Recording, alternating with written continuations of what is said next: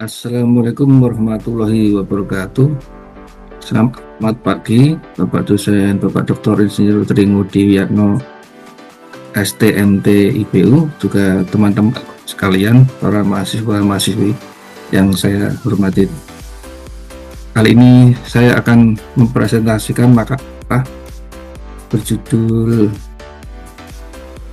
Desain Produk Studi Kasus Kecelakaan Mobil Listrik Mogok di Perlintasan Rel di Bekasi.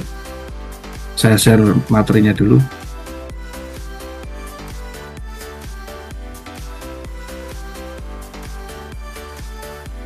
Jadi makalah ini disusun untuk ujian tengah semester mata kuliah manajemen operasi program studi magister manajemen dengan dosen pengampu Bapak Dr. Insinyur Tringudi Wiyatno, STMT IPU, dari Fakultas Ekonomi Bisnis Universitas Pelita Bangsa, oleh saya Munafarudin dengan NIM 2025-172.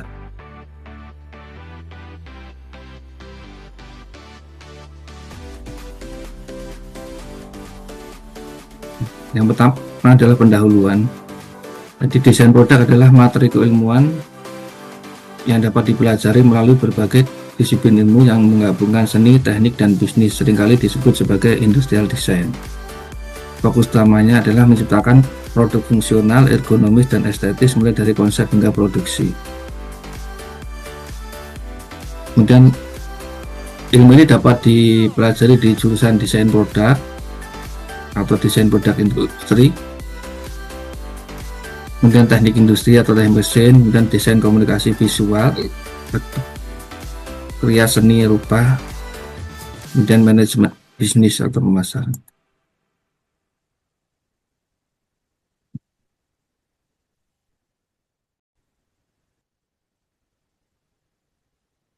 Kemudian masuk ke latar belakang dari makalah ini adalah dalam konteks otomotif, desain produk mencakup sistem mekanik, elektrikal, dan interaksi pengguna. Mobil listrik berkembang sebagai solusi ramah lingkungan. Desain drivetrain mobil listrik atau electric vehicle atau EV berbeda dengan mobil konvensional. Kemudian permasalahan muncul saat mobil listrik kehilangan daya baterai. Nah, ini adalah contoh hasil googling dari beberapa mobil listrik yang mogok dari google.com. Jadi sudah banyak sekali kasus-kasus seperti ini, mobil listrik yang mogok.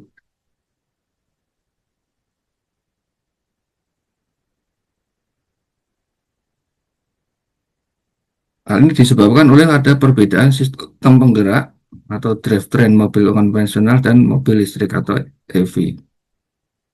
Pada kendaraan konvensional, sistem transmisi terdiri dari beberapa tingkat gigi atau multi-speed gearbox yang memungkinkan kendaraan memiliki posisi netral. Posisi ini memungkinkan kendaraan dapat digerakkan secara manual tanpa hambatan berarti dari mesin. Sebaliknya, mobil listrik umumnya menggunakan sistem transmisi satu percepatan atau single speed transmission yang terhubung langsung dengan motor listrik. Kemudian dampak desain mobil listrik terhadap pengguna adalah desain ini menimbulkan karakteristik berbeda khususnya ketika kendaraan tidak memiliki daya baterai. Dalam kondisi tersebut, mobil listrik cenderung lebih sulit untuk didorong dibandingkan kendaraan konvensional. Hal ini menjadi isu penting dalam desain produk karena berkaitan dengan aspek ergonomi, keselamatan, dan kemudahan penggunaan atau user experience. Kemudian masuk ke tinjauan pustaka.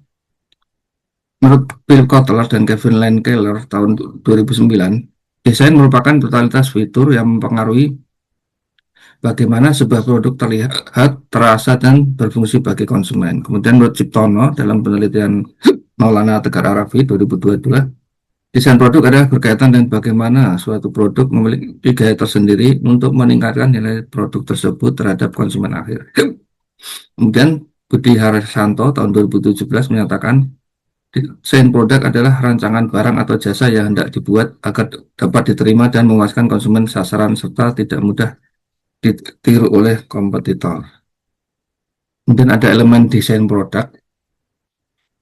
Yang pertama adalah mass customization atau kustomisasi massal, yakni menuntut fleksibilitas tinggi untuk memenuhi keinginan konsumen. Kemudian ada robust design atau desain tangguh, yaitu desain yang menghasilkan produk atau jasa dengan fungsi lebih dalam berbagai kondisi. Kemudian ada reliability atau reliabilitas atau keandalan, yakni kemampuan suatu produk, bagian ataupun sistem untuk memenuhi fungsinya dalam suatu kondisi tertentu yang disyaratkan.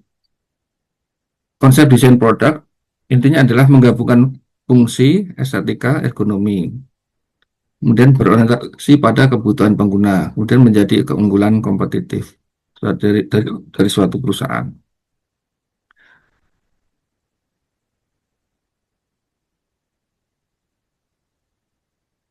Kemudian sumber ide dan gagasan desain produk itu ada dua, yaitu yang berasal dari dalam perusahaan.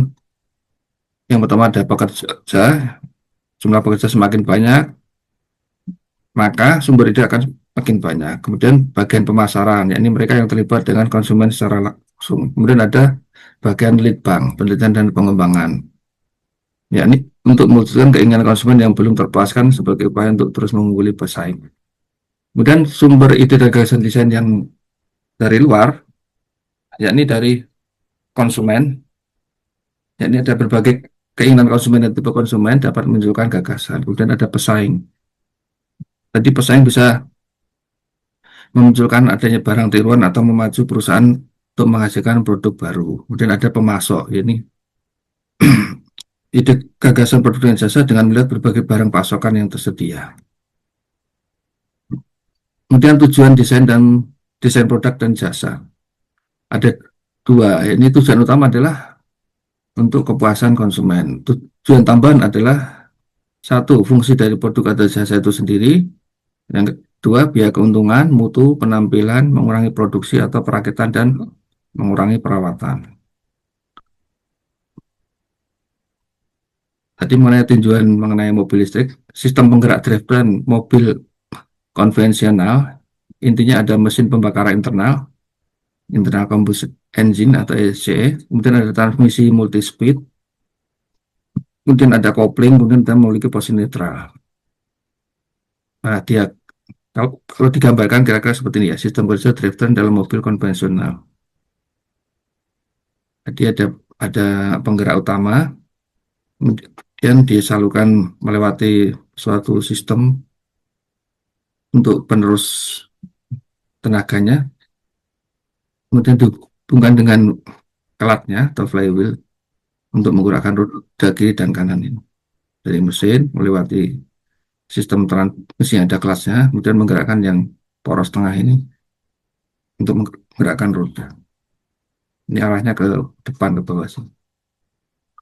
Kemudian drivetrain mobil listrik, intinya ada baterai pack, sumber dayanya, dan ada inverter, terus kemudian motor listrik, kemudian single speed gearbox. Nah, kalau di googling itu diagram sistem drivetrain mobil listriknya ada seperti. Jadi drivetrain itu masih sistem penggerak mobil yang terdiri dari beberapa rangkaian ya. Ini kalau dicuplik atau dikutip dari teknologinya hybrid Nissan, ini kalau yang 100% EV yang sebelah kiri ini dari baterai, inverter, motor langsung ke poros menggerakkan roda. Kemudian ini ada yang e-power, ini e-power itu ada engine sama power generator. Ini ada mirip, ada tambahan power generator engine-nya. Kemudian ada yang konvensional hybrid. Ini berarti masih gabungan. Jadi dari power generator menghasilkan listrik, suplai daya untuk menambah ke mesin. Kemudian dari baterainya ke inverter motor. Jadi intinya antara konvensional sama listrik. Nah, kemudian masuk ke bab 3, yakni studi kasus kecelakaan mobil listrik yang mogok di perlintasan rel di Bekasi. Jadi kronologi kejadiannya awalnya ada dari belakang dulu sebenarnya. Jadi ada yang mobil listrik yang mogok di perlintasan kereta, kemudian terjadi tabrakan antara mobil tersebut dan KRL. Kemudian hal ini mengganggu ini dari Cikarang ke arah Jakarta. Kemudian hal ini mengganggu jalur dari Jakarta ke Bekasi. Jadi ada KRL yang berhenti di lintasan tersebut. Kemudian karena kurangnya waktu untuk koordinasi atau gimana, kereta yang dari Jakarta arah ke Argo Bromo, yakni dari Gambir tujuan ke Surabaya, menabrak kereta yang sedang berhenti di jalur yang terhambat tadi. Kemudian terjadilah kecelakaan tersebut atau rangkaian peristiwa tersebut. Dari kejadian ini bisa dianalisis sebagai berikut. Mobil listrik mogok di rel kereta Bekasi Timur, kemudian tidak bisa didorong, jadi harus menggunakan derek tapi tidak cukup waktu untuk itu. Kemudian ada kecelakaan ya, atau mobil akhirnya tertabrak kereta api. Kemudian ada gangguan transportasi, efek dari kejadian di atas. Ini ada analisis dampaknya. Jadi dari keselamatan adalah risiko kecelakaan fatal meningkat. Kemudian dari aspek infrastruktur terjadi gangguan jalur kereta. Dan aspek ekonomi terjadi kerugian akibat keterlambatan transportasi. Kemudian dari desain produk, kebutuhan inovasi meningkat. Permasalahan utama dalam hal ini adalah tidak ada mekanisme fail safe untuk pergerakan manual. Kemudian mobil listrik sering menggunakan single speed reduction gear plus motor direct drive yang menyebabkan resistansi tinggi saat didorong. Kemudian kaitan dengan penelitian, kasus ini sangat relevan dengan topik makalah tentang desain produk mobil listrik. Kejadian di Bekasi membuktikan bahwa satu, masalah bukan hipotesis, tetapi nyata terjadi di lapangan. Dua, dampaknya bukan hanya pada pengguna, tetapi juga pada sistem transportasi publik. Kemudian yang ketiga adalah ada kebutuhan mendesak untuk inovasi desain drivetrain. Adapun implikasi desain produk, dari kasus ini dapat ditarik beberapa kebutuhan desain atau desain requirements. Satu, manual override mechanism, yakni sistem yang memungkinkan roda bebas berputar saat darurat bisa diaktifkan secara mekanis atau menggunakan tuas darurat. Kemudian fail safe mode, yakni ketika baterai habis, sistem otomatis masuk ke mode free rolling untuk mengurangi resistansi motor listrik. Kemudian kesimpulannya, desain produk perlu dilakukan secara berkelanjutan berdasarkan masukan dari dalam dan luar perusahaan dapat menghasilkan suatu produk atau jasa yang robust dan reliable. Desain EV berbeda dari mobil konvensional. Masalah bukan karena tidak ada gear, tetapi karena karakteristik motor listrik. Sarannya perlu inovasi desain drivetrain mobil listrik, dan perlu menambahkan fitur darat untuk meningkatkan user experience dan safety. Penutup, ketika persaingan produk atau jasa semakin kuat, desain menawarkan satu cara potensial untuk mendiferensiasikan serta memproduksi produk dan jasa perusahaan. Harga dan teknologi tidaklah cukup. Desain merupakan faktor yang sering memberi keunggulan kompetitif pada perusahaan. Demikian menurut Philip Kotler dan Kevin Landkeller tahun 2009. Demikian presentasi dari saya. Sebelum dan sesudahnya saya ucapkan terima kasih. Wassalamualaikum warahmatullahi wabarakatuh.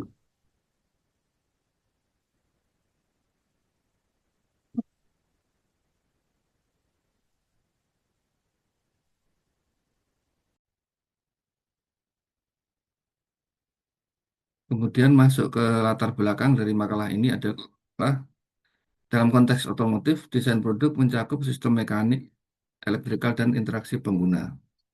Mobil listrik berkembang sebagai solusi ramah lingkungan. Desain drivetrain mobil listrik atau electric vehicle atau EV berbeda dengan mobil konvensional. Kemudian permasalahan muncul saat mobil listrik kehilangan daya baterai. Nah, ini adalah contoh hasil googling dari beberapa mobil listrik yang mogok dari google.com. Jadi sudah banyak sekali kasus-kasus seperti ini, mobil listrik yang mogok.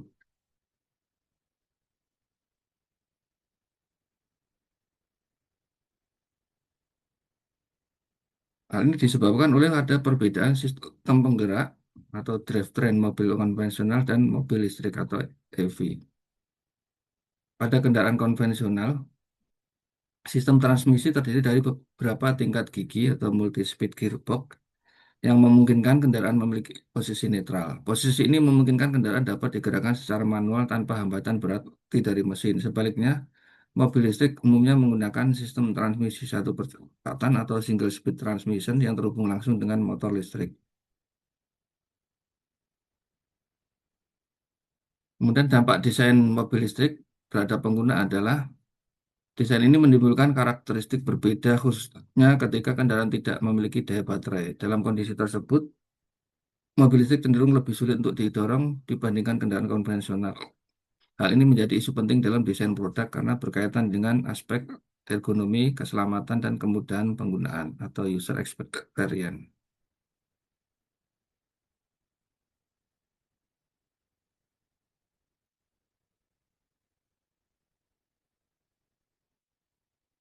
Kemudian masuk ke tinjauan pustaka, menurut Phil Kotler dan Kevin Lane Keller tahun 2009, desain merupakan totalitas fitur yang mempengaruhi bagaimana sebuah produk terlihat, terasa, dan berfungsi bagi konsumen. Kemudian menurut Ciptono dalam penelitian Maulana Tegar Arafi 2022, desain produk adalah berkaitan dengan bagaimana suatu produk memiliki gaya tersendiri untuk meningkatkan nilai produk tersebut terhadap konsumen akhir. Kemudian Budi Harsanto tahun 2017 menyatakan desain produk adalah rancangan barang atau jasa yang hendak dibuat agar dapat diterima dan memuaskan konsumen sasaran serta tidak mudah ditiru oleh kompetitor. Kemudian ada elemen desain produk. Yang pertama adalah mass customization atau kustomisasi massal, yakni menuntut fleksibilitas tinggi untuk memenuhi keinginan konsumen. Kemudian ada robust design atau desain tangguh, yaitu desain yang menghasilkan produk atau jasa dengan fungsi lebih dalam berbagai kondisi. Kemudian ada reliability atau reliabilitas atau keandalan, yakni kemampuan suatu produk, bagian ataupun sistem untuk memenuhi fungsinya dalam suatu kondisi tertentu yang disyaratkan.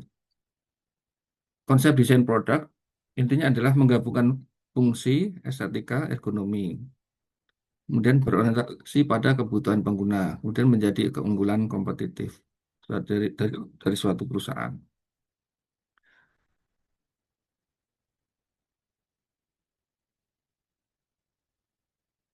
Kemudian sumber ide dan gagasan desain produk itu ada dua, yaitu yang berasal dari dalam perusahaan. Yang pertama ada pekerja, jumlah pekerja semakin banyak, maka sumber ide akan makin banyak. Kemudian bagian pemasaran, yakni mereka yang terlibat dengan konsumen secara langsung. Kemudian ada bagian lead bank, penelitian dan pengembangan, yakni untuk mewujudkan keinginan konsumen yang belum terpuaskan sebagai upaya untuk terus mengungguli pesaing. Kemudian sumber ide dan gagasan desain yang dari luar, yakni dari konsumen, yakni ada berbagai keinginan konsumen dan tipe konsumen dapat menunjukkan gagasan. Kemudian ada pesaing. Tadi pesaing bisa memunculkan adanya barang tiruan atau memacu perusahaan untuk menghasilkan produk baru. Kemudian ada pemasok, ini ide gagasan produk dan jasa dengan melihat berbagai barang pasokan yang tersedia. Kemudian tujuan desain dan desain produk dan jasa. Ada dua, ini tujuan utama adalah untuk kepuasan konsumen. Tujuan tambahan adalah satu, fungsi dari produk atau jasa itu sendiri. Yang kedua, biaya keuntungan, mutu, penampilan, mengurangi produksi atau perakitan, dan mengurangi perawatan. Tadi mengenai tinjauan mengenai mobil listrik, sistem penggerak drivetrain mobil konvensional, intinya ada mesin pembakaran internal, internal combustion engine atau ECE, kemudian ada transmisi multi-speed, kemudian ada kopling, kemudian kita memiliki posisi netral. Nah, dia kalau digambarkan kira-kira seperti ini ya, sistem kerja drivetrain dalam mobil konvensional. Jadi ada penggerak utama, kemudian disalurkan melewati suatu sistem untuk penerus tenaganya, kemudian dihubungkan dengan kelatnya atau flywheel untuk menggerakkan roda kiri dan kanan ini. Dari mesin melewati sistem transmisi yang ada kelasnya, kemudian menggerakkan yang poros tengah ini untuk menggerakkan roda. Ini arahnya ke depan ke bawah sih. Kemudian drivetrain mobil listrik. Intinya ada baterai pack, eh, sumber dayanya, dan ada inverter, terus kemudian motor listrik, kemudian single speed gearbox. Nah, kalau di googling itu diagram sistem drivetrain mobil listriknya ada. Jadi drivetrain itu masih sistem penggerak mobil yang terdiri dari beberapa rangkaian ya. Ini kalau dicuplik atau dikutip dari teknologinya hibrid Nissan, ini kalau yang 100% EV ini yang sebelah kiri ini dari baterai, inverter, motor langsung ke poros menggerakkan roda. Kemudian ini ada yang e-power, ini e-power itu ada engine sama power generator. Ini ada mirip ada tambahan power generator engine-nya. Kemudian ada yang konvensional hybrid. Ini berarti masih gabungan. Jadi dari power generator menghasilkan listrik, mm, suplai daya untuk menambah ke mesin. Kemudian dari baterainya ke inverter motor. Jadi intinya antara konvensional sama listrik. Nah, kemudian masuk ke bab 3, yakni studi kasus kecelakaan mobil listrik yang mogok di perlintasan rel di Bekasi. Jadi kronologi kejadiannya awalnya ada dari belakang dulu sebenarnya. Jadi ada yang mobil listrik yang mogok di perlintasan kereta, kemudian terjadi tabrakan antara mobil tersebut dengan KRL. Kemudian hal ini mengganggu ini dari Cikarang ke arah Jakarta. Kemudian hal ini mengganggu jalur dari Jakarta ke Bekasi. Jadi ada KRL yang berhenti di lintasan tersebut. Kemudian karena kurangnya waktu untuk koordinasi atau gimana, kereta yang dari Jakarta arah ke Argo Bromo, yakni dari Gambir tujuan ke Surabaya, menabrak kereta yang sedang berhenti di jalur yang terhambat tadi. Kemudian terjadilah kecelakaan tersebut atau rangkaian peristiwa tersebut. Dari kejadian ini bisa dianalisis sebagai berikut. Mobil listrik mogok di rel kereta Bekasi Timur, kemudian tidak bisa didorong, jadi harus menggunakan derek tapi tidak cukup waktu untuk itu. Kemudian ada kecelakaan ya, atau mobil akhirnya tertabrak kereta api. Kemudian ada gangguan transportasi, efek dari kejadian di atas. Ini ada analisis dampaknya. Jadi dari keselamatan adalah resiko kecelakaan fatal meningkat. Kemudian dari aspek infrastruktur terjadi gangguan jalur kereta. Dan aspek ekonomi terjadi kerugian akibat keterlambatan transportasi. Kemudian dari desain produk, kebutuhan inovasi meningkat. Permasalahan utama dalam hal ini adalah tidak ada mekanisme fail safe untuk pergerakan manual. Kemudian mobil listrik sering menggunakan single speed reduction gear plus motor direct drive yang menyebabkan resistansi tinggi saat didorong. Kemudian kaitan dengan penelitian, kasus ini sangat relevan dengan topik makalah tentang desain produk mobil listrik. Kejadian di Bekasi membuktikan bahwa satu, masalah bukan hipotesis, tapi nyata terjadi di lapangan. Dua, dampaknya bukan hanya pada pengguna, tetapi juga pada sistem transportasi publik. Kemudian yang ketiga adalah ada kebutuhan mendesak untuk inovasi desain drivetrain. Adapun implikasi desain produk, dari kasus ini dapat ditarik beberapa kebutuhan desain atau desain requirements.